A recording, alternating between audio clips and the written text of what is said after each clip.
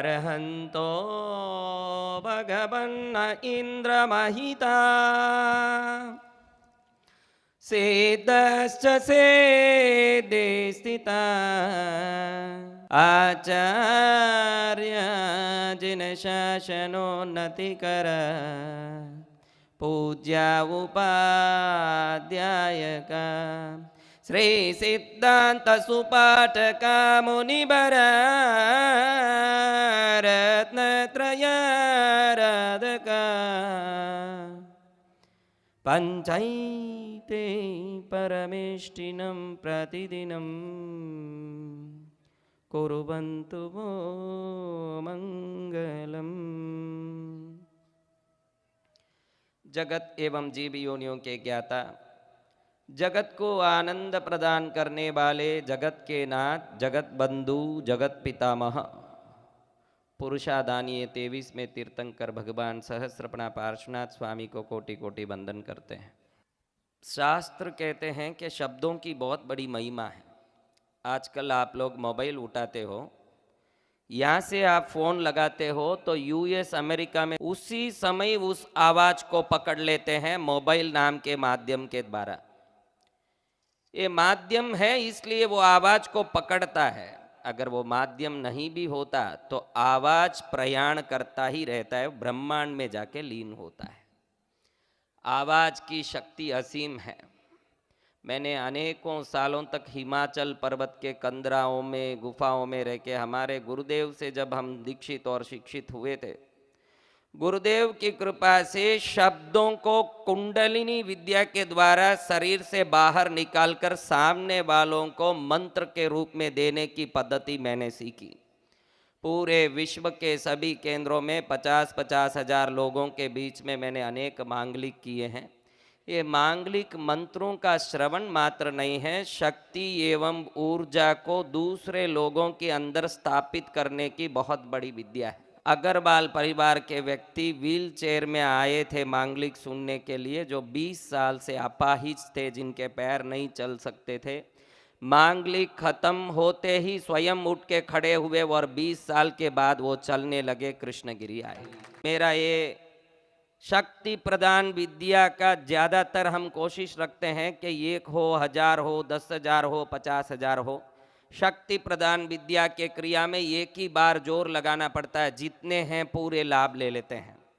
इसलिए बनती कोशिश विशाल समुदाय कहीं इकट्ठा हो, उस विशाल समुदाय के सामने ही ये शक्ति को अंतर हृदय में स्थापित करवाने की विद्या का हम प्रयोग करते हैं।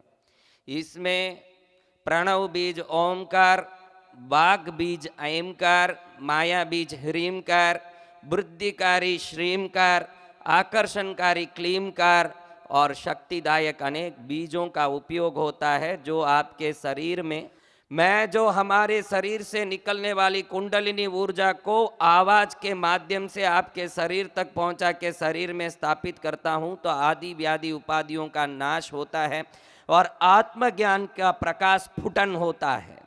इस क्रिया के बीच में आपका शरीर कंपित होने लगता है, आपके शरीर में जोरदार एक कंपन स्टार्ट हो जाता है। इस कंपन को प्राप्त करवाने के लिए हम सबके आंख बंद करवा देते हैं। सब लोग जब आंख बंद करके बैठते हैं तो इंद्रियां वश में होती है और आवाज से निकलने वाली मैं अनाहत चक्र और आज्ञा चक्र से अपनी शक्ति प्रदान करता हूं, तो सामने वाले के मूलाधार चक्र में ये शक्ति पहुंच करके सभी व्यक्तियों के जीवन की ऊर्जा को नया दिशा प्रदान करने वाला बनता है। इस समय सबसे बड़ी बात ये रहती है, आप सबको एक दूसरे स्पर्श नहीं करे इतनी दूरी में बैठना पड़ता है। अगर कोई एक दूसरे को टच करके बैठते हैं तो उनकी गंदी ऊर्जा को ही ग्रहण करते रहते हैं, हमारी तरफ से आने वाली पवित्र ऊर्जा आप तक पहुंच नहीं पाती है। इसके लिए विशेष आधा फुट की दूरी में अगर कोई बैठते हैं तो वो बहुत ही उत्तम हो जाता है, अन्यथा मंगलिक में जो मूल मंत्रों के प्रयोग होते हैं इसका पूरा लाभ प्राप्त नहीं हो पाता है। हम सबको शासन में प्रेम, सहयोग, जिनेश्वर की भक्ति, ये 3 चीज के सिवाय अन्य चीज को सोचना नहीं चाहिए। आत्मा अरिहंत के प्रति श्रद्धावान हो, आत्मा परमात्मा के प्रेरक चरित्रवान पुरुषों के प्रति श्रद्धावान हो, आत्मा आचार विचार एवं भक्ति के साथ उज्जवल जीवन को प्राप्त करने के मार्ग की ओर अग्रसर होता हो, वही आत्मा शुद्ध आत्मा बन सकता है। इसीलिए जीवन में सुबह उठते ही घर बैठते ही जितने साधु भगवंतों ने चरित्र आचार प्राप्त किया उन सबको स्मरण करके वंदन करो, तीर्थंकर परमात्मा का स्मरण करो, अवश्य कल्याण प्राप्त होगा।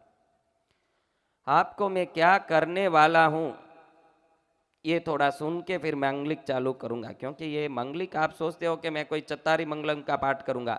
चत्तारी मंगलम तो मुक्ति देने वाला है, लेकिन यह मुक्ति की बीज को आरोपित करने, कोई भी बीज बड़ा शक्तिशाली हो, लेकिन अगर खेत की मट्टी पूरी टाइट हुई हो, जिसमें पानी डालो तो अंदर भूमि में उतर ही नहीं सकता हो, ऐसी भूमि में अगर बीज आरोपण करोगे तो ये बीज अंकुरित होगा होगा तो पहले अपनी खेत को पहले ढीला करना पड़ता है। खेत की मट्टी उपजाऊ हो ऐसी मट्टी डालनी पड़ती है, फिर बीज डालो तो वो बीज वृक्ष बनता है और वृक्ष से फूल खिलते हैं, फूल फल बनता है।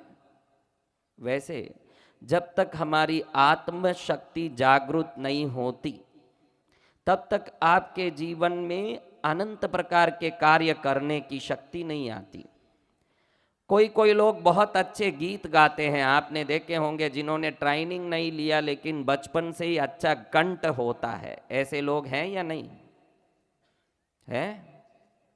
उसका कारण है कि उनका जो विशुद्धि चक्र, जिसको कंठ के पीछे चक्र है, जन्म से ही थोड़ा जागृत रहता है, इसलिए गले का आवाज मधुर रहता है। किसी को भूत भविष्य वर्तमान बोलने की ताकत आ जाती है, कारण है कि आज्ञा चक्र जागृत होने से उसका वो ज्ञान प्राप्त हुआ। हमारे शरीर की रीढ़ की हड्डी जो है, पीछे की हड्डी, इस हड्डी को दो नाड़ियां सर्प के तरह गूंथ के चलते हैं, जिसको ईड़ा और पिंगला बोलते हैं। इस नाड़ी के बीच में सुषुम्ना नाड़ी चलती है। मेरे गुरुदेव के पास में जब दीक्षा लिया, वो कायाकल्प करने वाले महापुरुष थे। 40-40 साल में एक बार कायाकल्प करते थे। मेरी दीक्षा जब उनके पास हुई तब उनका उम्र 170 था। आकाशगामिनी विद्या में पारंगत थे। हमको भी अनेक विद्याओं के मंत्र दीक्षा प्रदान किया, स्वर्ण गुटिका आदि बनाने की विद्या,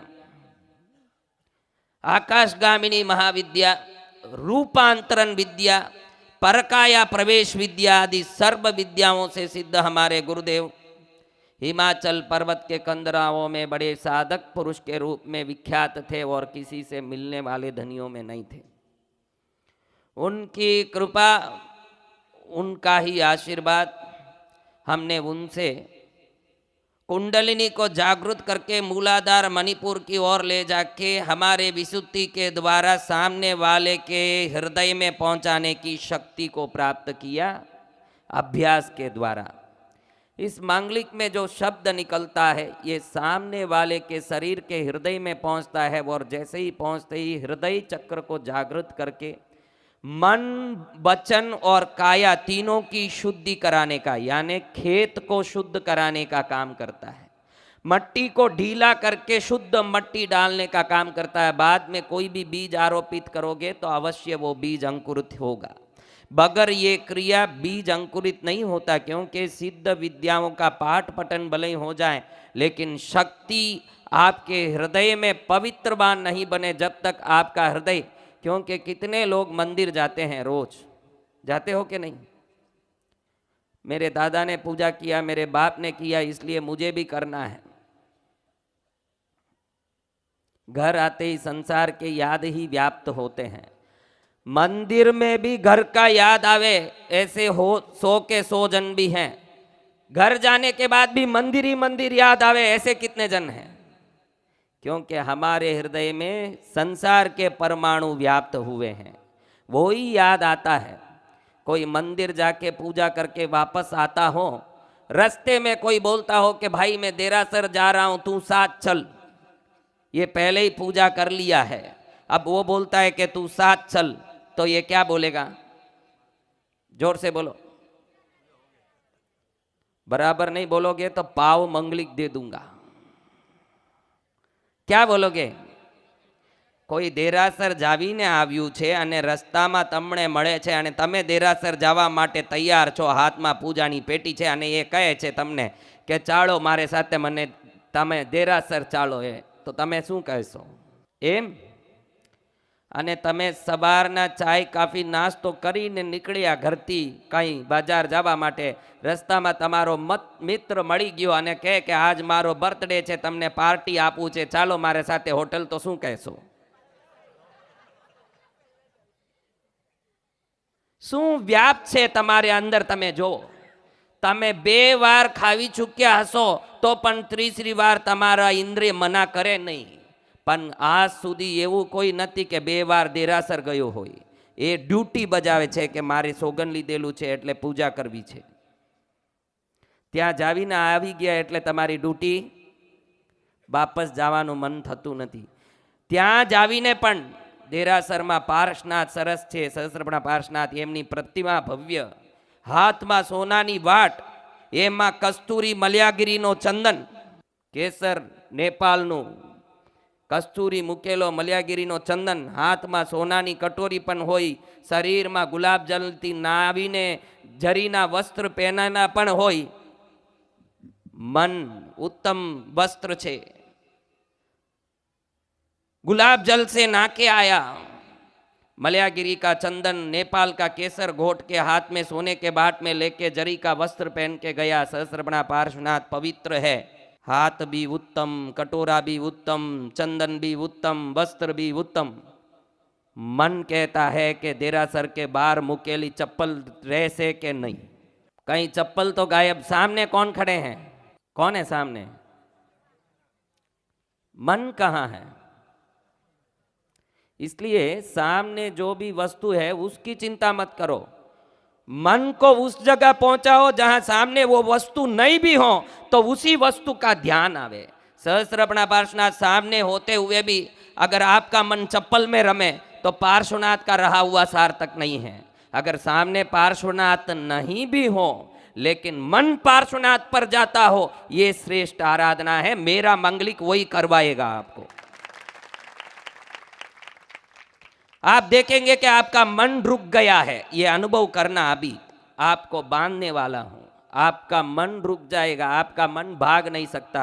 कोई बोले कि भाई बीच में मेरा मन फलान चंद जी के घर जाके आया, देखता हूं कैसे जाता है. क्योंकि अच्छा जो चराने वाला है वो कैसे भी कैसा जटिल गाय हो, कभी भी सिंह को लेके लड़ने जाता हो, लेकिन सही चराने वाला उसको भी बांध के रख देता है. आप कहीं भटकने जाओ, मैं भी बहुत चरा के सीखा हूं गायों को, तो आपको भी बांध के ही रखने वाला. हम इस मंत्र में विधिवत क्रम से सबका मंत्र सुनेंगे. जहां विधि गौण हो जाती हो वहां शक्ति प्राप्त नहीं होती है. शक्ति की प्राप्ति के लिए सही विधि की जरूरत है. शासन में जो बताया. To get the latest in women's, men's, kids and home fashion, download the Nykaa Fashion app now. उस क्रम की आराधना हमारे जीवन को सार्थक बनाती है. अपने मर्जी से कोई कुछ कर ले चलता नहीं है. जैसे किसी किसी की इष्ट देव कोई हो जाते हैं, देवी देवता, किसी के घंटाकर्ण महावीर, किसी के नाकोड़ा भैरव, किसी की पद्मावती, तो ये उन्हीं को सब कुछ मानने लगते हैं.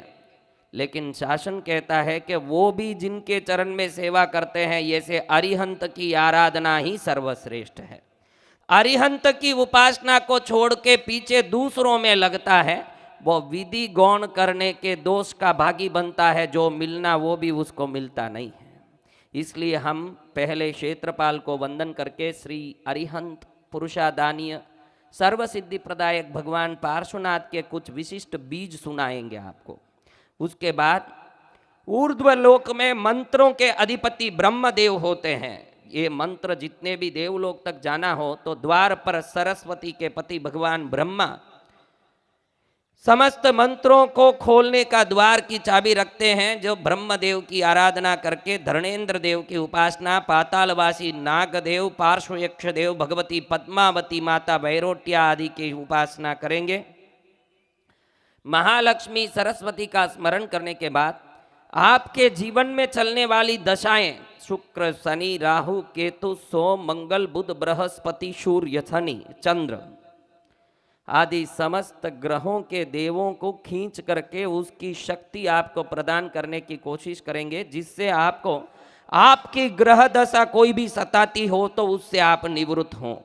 बाद में इंद्र, अग्नि, यम, नैऋत्य, वरुण, वायु, कुबेर, ईशान, ब्रह्म, नाग आदि 10 दिक्पालों को वंदन करके उनके मंत्र सुनेंगे, जिससे 10 दिक में किसी भी दिक में जाओ तो आपका कार्य सिद्ध हो। अगर दिक्पाल प्रसन्न नहीं होगा तो कार्य सिद्ध नहीं होता। फिर 24 तीर्थंकरों की माताओं को नमस्कार करेंगे। माँ है तो ही बच्चे हैं, अगर माँ नहीं हो तो 24 तीर्थंकरों की माँ को वंदन करो। देखो बेटे तो वीतरागी हैं, ऋषभदेव वीतरागी हैं, लेकिन मरुदेवी वीतरागी नहीं बनी। ऋषभदेव को देखने के बाद आया मन में ज्ञान। इसलिए माँ को बुलाओ तो बेटा जरूर आएगा। कोई माँ बेटे के बगैर आ सकती है, लेकिन बेटे ऐसे हो सकते हैं जो माँ के बगैर आ सकते हैं। इसीलिए हम माँ को ही बुला लेते हैं कि माँ तू आएगी तो बेटे को जरूर लाएगी और परिवार को लाएगी। बेटा आएगा तो बेटे के गणधर, साधु, उनका परिवार, भगवान आए तो उनके देवी देवता सब आएंगे। तीर्थंकरों की माँ को बुलाता है वो बड़ा भाग्यशाली है। वो माँ की भी आदर करता है, क्योंकि हम स्नात्र करते हैं तो कहते हैं कि बदावी बोले ये रत्न कुक्षिधारिणी। स्नात्र पूजा में क्या बोलते हैं? हे माता तेरी कुक्षी रत्न को प्रदान किया है, तू भाग्यशाली माँ है, तुझे नमस्कार। ऐसी माँ का सम्मान जो करता है, ऐसी माँ की जो याद करते हैं स्त्रियां, आज से ध्यान रखो, महावीर स्वामी को याद करते हो तो त्रिशला माता को याद करना सीखो। पार्श्वनाथ को याद करते हो तो बामा माँ को याद करो। आपके संतान कभी भी लुच्चे नहीं बनेंगे, क्योंकि वो जो माँ उत्तम हुई तो उत्तम माँ के बच्चे उत्तम पुत्र ही होंगे, कभी कुपुत्र नहीं होंगे। इसलिए जरूर कभी भी तीर्थंकरों की माताओं का स्मरण करना सीखो। फिर आपको मैं वास्तु मंत्र सुनाऊंगा। क्या मंत्र? किसी के घर में साउथ वेस्ट में बाहर होना चाहिए, लेकिन नॉर्थ ईस्ट में हो जाता है।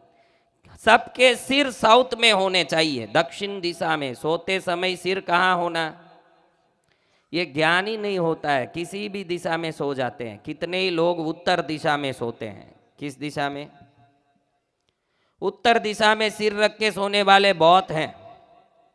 मैग्नेटिक फील्ड जो होता है उत्तर दक्षिण ध्रुव केंद्र, जानते हो? नॉर्थ पोल साउथ पोल जिसको इंग्लिश में बोलते हैं।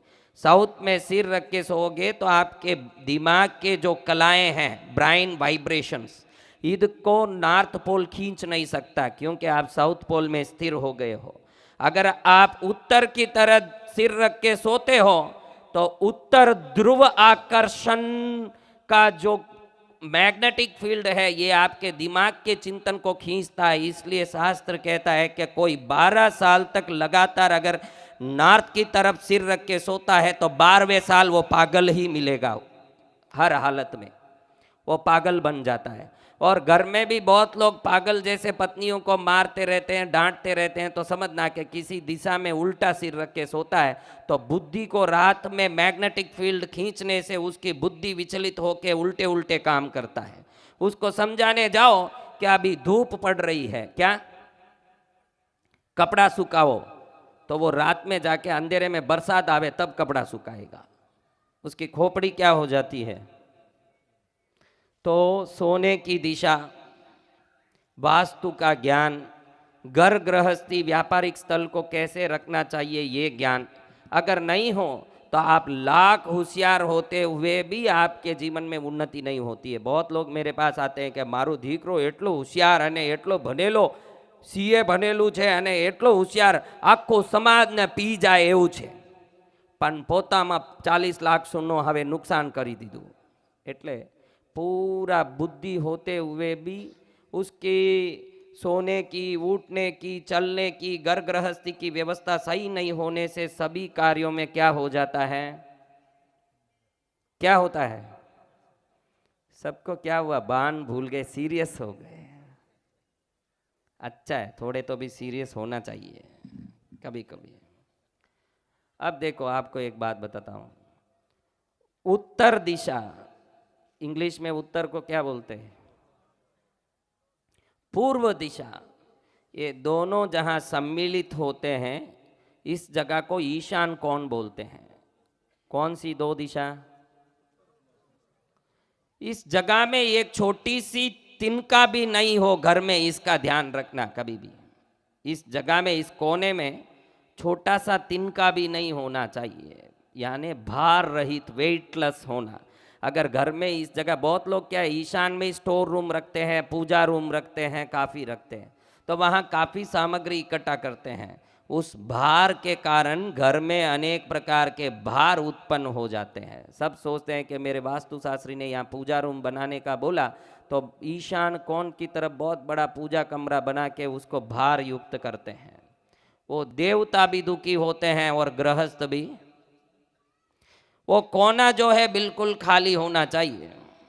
और साउथ वेस्ट, पश्चिम और दक्षिण का जो कोना है, पश्चिम दक्षिण का, ये पूरा वजनदार होना। जब सब प्रकार की शांति घर में आती है, घर को शांत करना हो, अगर ये सब क्रिया नहीं जानते हो तो वास्तु यंत्र नंदीगाम की पेड़ी में मिलती है, शायद अगर मिलती हो तो उसको घर ले जाके रख के अपने पूजा फोटोओं के साथ नित्य धूप धूप करने से छोटे मोटे वास्तु के अपराध की क्षमापना हो जाती है और घर में शांति। इन चीज़ों का ध्यान रखते हैं तो ज़्यादा अच्छा है। अब मैं आप सबको एक बात कहा था कि मैं मांगलिक चालू करने वाला हूँ। ये मंत्रों का स्मरण है, इससे शक्ति जो प्राप्त होती है, इसको सुनते समय उसी शक्ति के कारण अनेक दृश्य दिखने लगते हैं। जैसे मैं उच्चारण करता हूँ, आप आँख बंद करते हो, आज तक नहीं देखा वैसे कोई दैविक वस्तु की दर्शन, भगवान का दर्शन, कोई देवी मूर्ति का दर्शन, कोई देवी नाचती हो ऐसा कोई दर्शन, ऐसे अनेक प्रकार के दर्शन चालू होते हैं। क्योंकि आपके ब्रेन की ओर जाने वाली आज्ञा चक्र के कनेक्शन को मैं कट कर देता हूँ और उसको परमात्मा शक्ति से व्याप्त होने के लिए समय देता हूँ। इससे अनेक प्रकार के दर्शन आपको प्राप्त होते हैं और शरीर एक प्रकार से धूजने लगता है। समझ गए ये बात? इसके लिए जरूरी है कि कोई भी हालत में दूसरे लोग आपको स्पर्श नहीं करें, इतनी दूरी में आप बैठें। कम से कम आधा फुट की दूरी मिनिमम होना चाहिए, इसका आप पूरी तरह ध्यान रखना।